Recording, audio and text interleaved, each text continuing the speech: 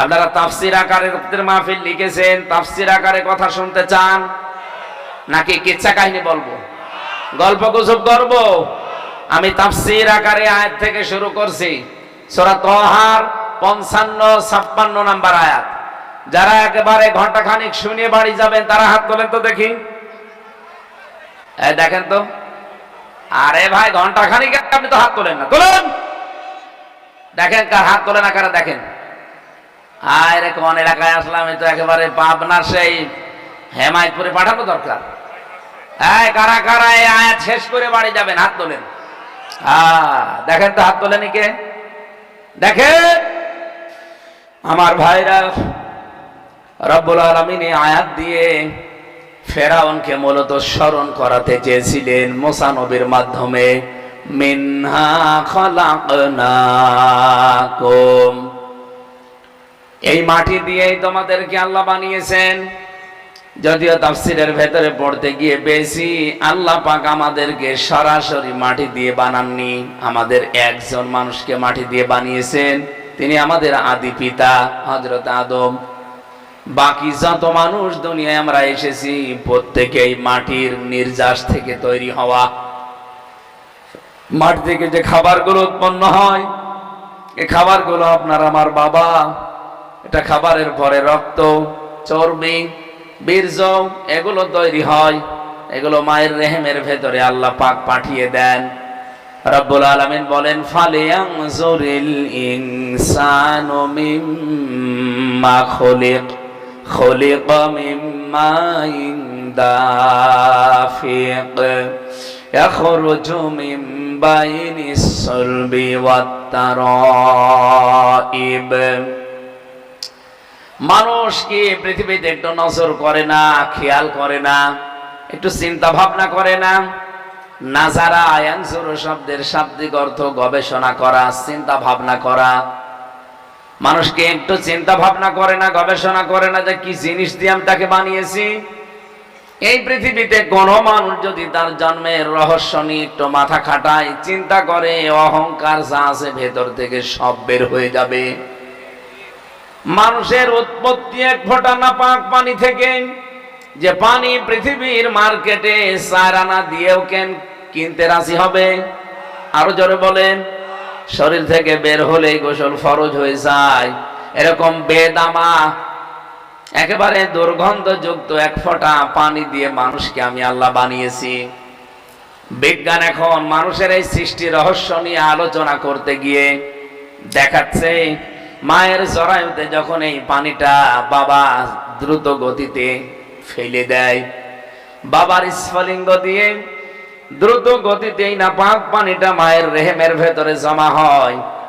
কমপক্ষে এই পানিটা মায়ের রেহেম পর্যন্ত যেতে 40 লাখ মানুষ তৈরি হতে সক্ষম আল্লাহ বানাতে পারেন।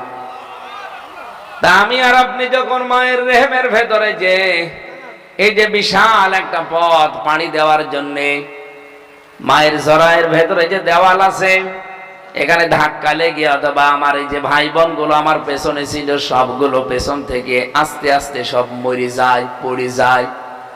আল্লাহ পাক শুধু আমাকে একমাত্র ওই জায়গা পর্যন্ত পৌঁছিয়ে দিয়েছেন।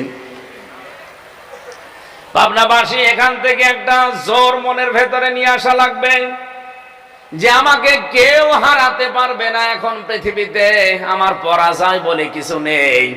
আমি যে সময় চলতে পারতাম না, নড়তে পারতাম না, আমার ভাই বোন হাজার হাজার লক্ষ লক্ষ আমার সাথে প্রতিযোগিতা করেছিল মায়ের রেহেম পর্যন্ত যেতে।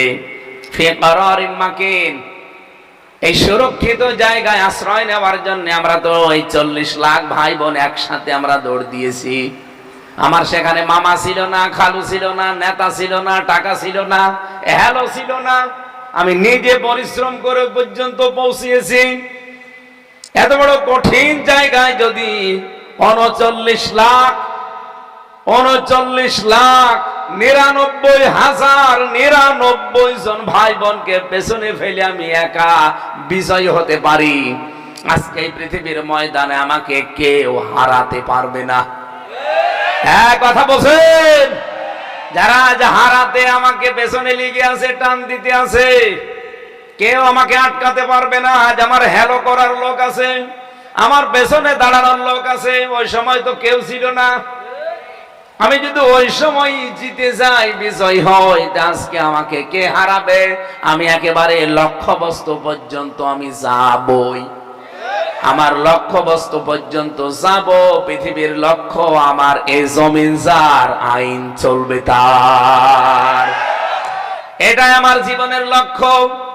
এ পর্যন্ত আমি যেতে চাই। আমাকে কেউ যদি পেছন দিকে পা টেনে ধরে, জামা টেনে ধরে, ইউসুফ নবীর মতো জামা ছিঁড়ে যাবে, কিন্তু আমাকে আটকাতে পারবে না। ইউসুফ নবীর জামা ছিঁড়ে গিয়েছিল না? কথা বলে। পেছন দিক থেকে তার জুলাইখা যখন জামা টান দিয়েছে, ওনার জামা ছিঁড়ে গেছে, তারপরও তাকে আটকাতে পারে নাই।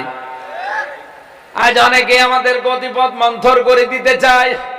আমাদের সামনে এমন কিছু নিয়ে দাঁড়িয়েছে, মনে করছে এদেরকে আটক করে দিলে মনে হয় এরা আর সামনে যেতে পারবে না। বাংলার মানুষেরা যে মনজিলে মকসুদ পর্যন্ত যাওয়ার জন্য হাত পা কিছু ছিল না, তাই চলে গেছি। আজকে তো হাত পা আছে। আজ আমাদের পেছনে অনেক শক্তি আছে। সর্বোপরি আমাদের সাথে আছে কে? আরো জোরে। কেউ আটকাতে পারবেন না।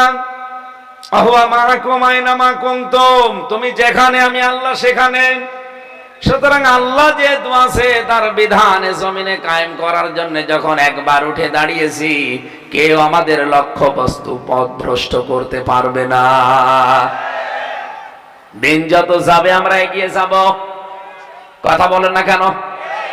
এতদিন পর্যন্ত আমাদের পেছনে কেউ ছিল না, শুধু বাঁশ দিত, কিন্তু ওই বাঁশ এখন উল্টা তারা খাড়া করে দাঁড়িয়ে আছে।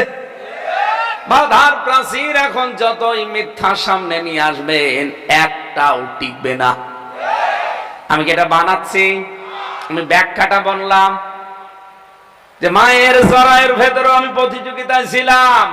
আমার সাথে আমার ভাই বোন ছিল 40 লাখ, কেউ পারে নাই। আমি শুধু একা গিয়েছিলাম মায়ের ওই মাকিন পর্যন্ত। আজকে আপনারা যতই বাধা দেন, জুলাইখার মতো পেছন দিক থেকে আমার চরিত্র হরণ করার জন্য চেষ্টা চালান, জামা খুলে নেন, চাদর খুলে নেন, যত কিছু চেষ্টা করবেন ছিঁড়ে যাবে, আটকাতে পারবেন না। আর যারা আটকাতে চান, বুঝে শুনে আটকাবেন। আমি আবার বলছি, যারা আমাদের গতি মন্থর করে দিতে চান, সামনে বাধার প্রাচীর তৈরি করতে চান, চিন্তা ভাবনা করে করবেন। এবারের পৃথিবী ইসলামের পৃথিবী। যা করছেন এখন, সময় যদি আসে এইটা যদি আমরা করি, তখন সহ্য করতে পারবেন তো? এক লোক বউ নিয়ে গেছে চিড়িয়াখানায়, হঠাৎ একটা বাঁদর লাফালাফি করছিল। এই লোকটা দিয়েছে তার স্ত্রীকে একটা কলা কিনে, আম, প্রথমে একটা আম দিয়েছে। মেয়ে লোকটা আম খাবে তো, না খেয়ে আদর করে দিয়েছে বানরকে। বানর আম নেওয়ার পরে মুখে দেবে তো না, দিয়েছে পেছনে। মেয়ে মানুষ ধরে গিয়েছে, এই বানরের মালিক গয় কে রে দেখাশোনা করে? সেও বিয়াদব, বানরও বিয়াদব বানিয়েছে। যে রক্ষণাবেক্ষণের দায়িত্বে আছে, ওই লোকটা এসে বলছে, ম্যাডাম চিল্লাবেন না, আপনি তো জানেন না বাস্তবতা। কয়েকদিন আগে আপনাদের মতো এক দম্পতি এসেছিল, আদর করে আমার বানরকে একটা আমও দিয়েছিল। বানর একবারে আম মুখে দিয়েছে, ভেতরে চলে গেছে, কিন্তু আর বের হয় না। শেষ পর্যন্ত খাওয়া দাওয়া বন্ধ, বানর আমার মরেই যাবে। হাসপাতালে নিয়ে বানরের পেছনে চিরে তারপরে আম বের করা হয়। এখনো পর্যন্ত সেলাই শুকিয়ে যায়নি, ওইভাবে আছে।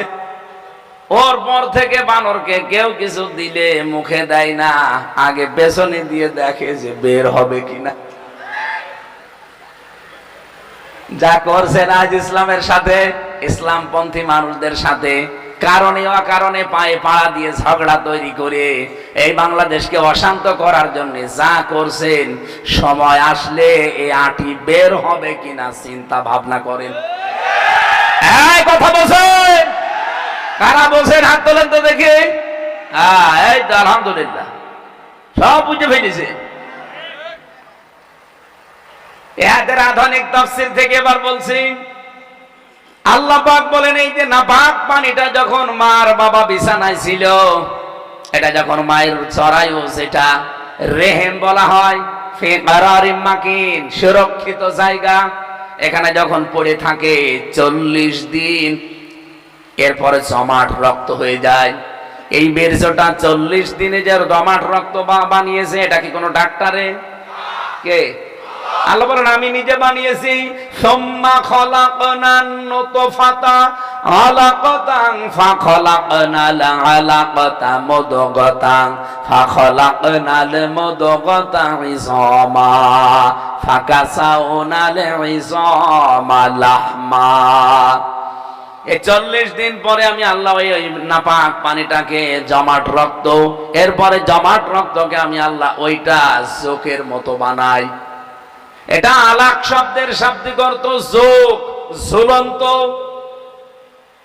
এই ঝুলন্ত অবস্থায় 40 দিন থাকে। এরপরে এটাকে আমি আল্লাহ গোশত দেই, চর্বি দেই, চামড়া দিয়ে একটা ছাউনি দেই, কিন্তু আকারটা এখনো তৈরি হয়নি। 6 মাস একাধারে এগুলো তৈরি করতে থাকে ফেরেশতারা। 40 দিন 40 দিন 40 দিন এভাবেই কাটতে থাকে একাধারে। 6 মাস পর মানুষের ভেতরে ক্ষুধার উদ্রেক দেখা দেয়।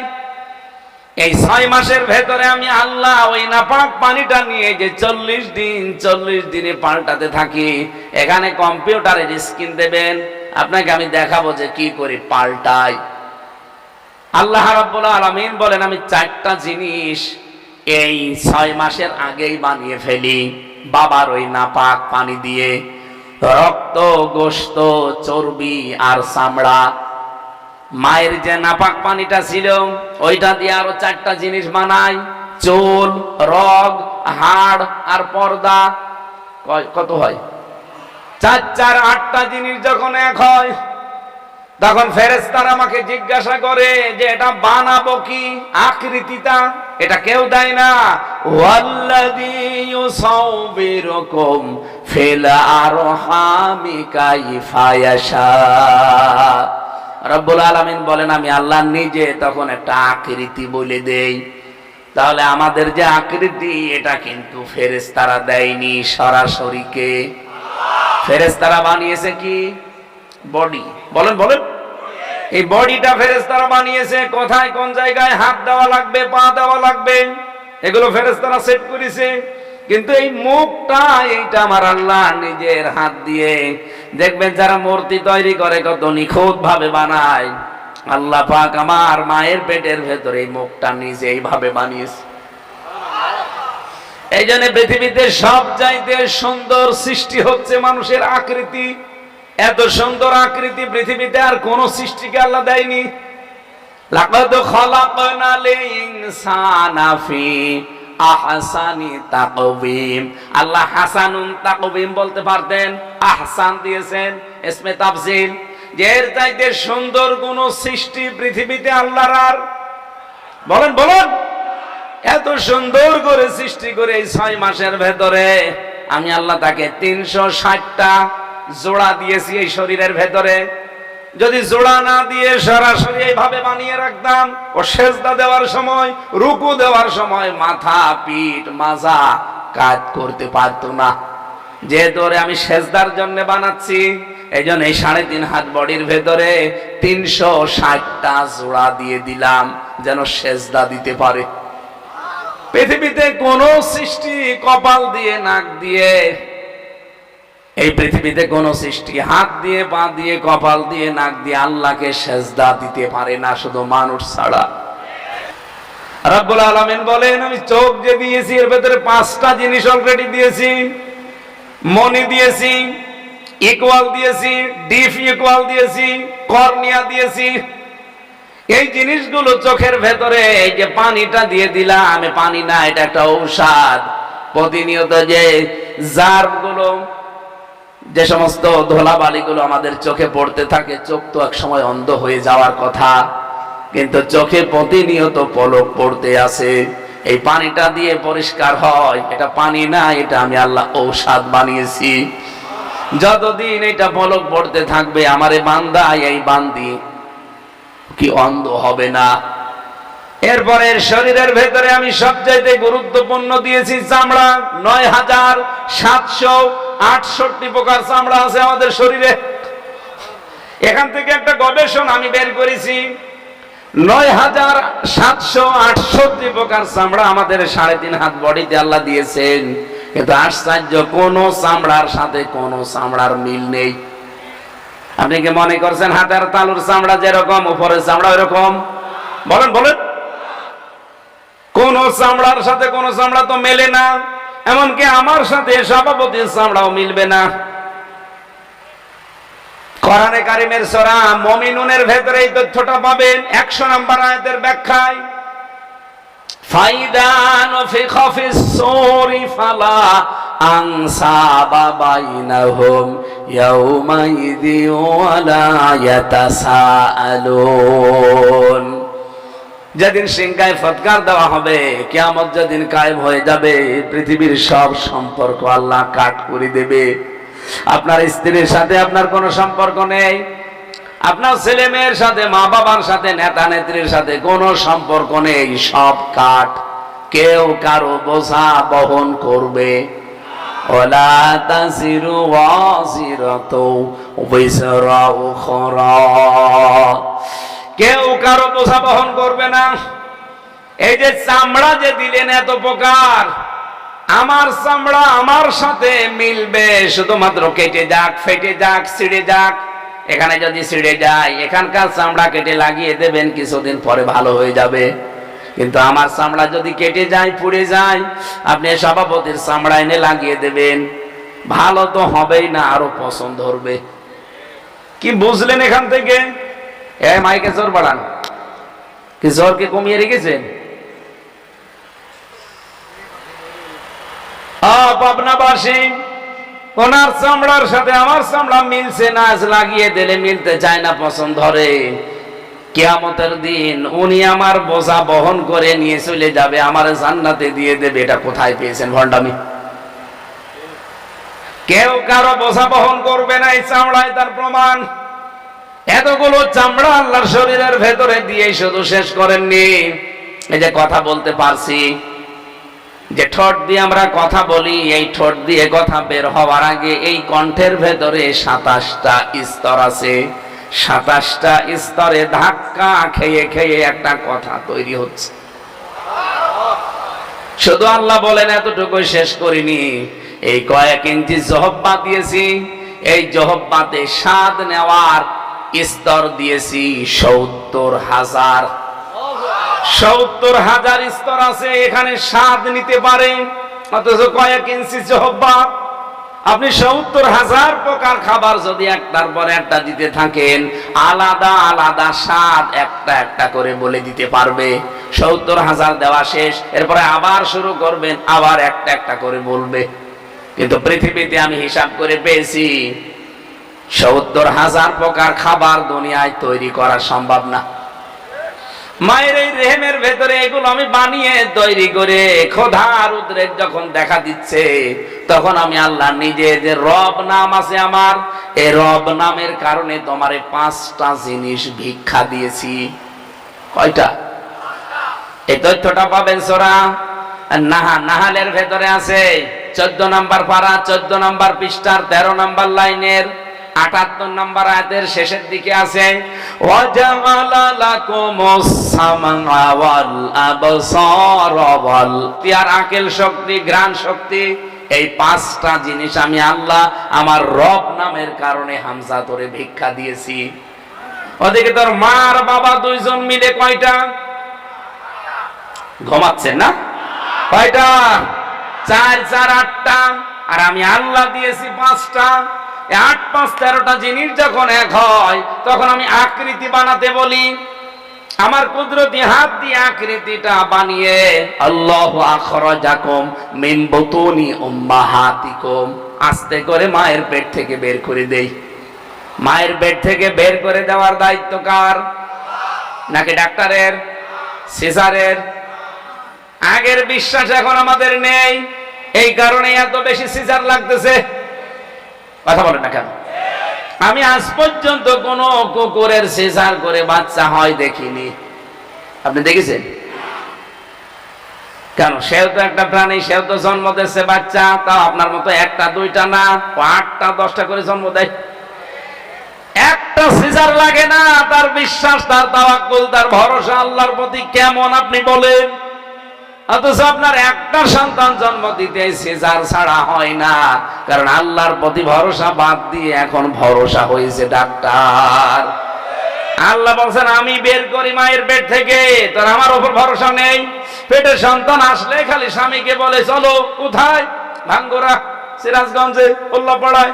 কি পেটা যেটা ওটা দেখা লাগবে, ওটা নড়াচড়া করছে ওটা দেখা লাগবে, ওটা কি জন্ডিস না লেডিস। আমার মনে হয় সন্তান দুনিয়ায় আসার আগেই 4-5 বার করে আল্ট্রাসাউন্ড করে। এরকম মহিলা নেই? আল্লাহর উপরে ভরসা যার যত বেশি হবে, আমার আল্লাহ তার দায়িত্ব তত বেশি নেবে। আমি আমার এই ছোট মেয়েটাকে মাঝে মাঝে এভাবে উপরের দিকে তুলি, ওর বয়স 1 বছর 2 মাস, যত উপরে তুলি তত হাসে। ওর উপরে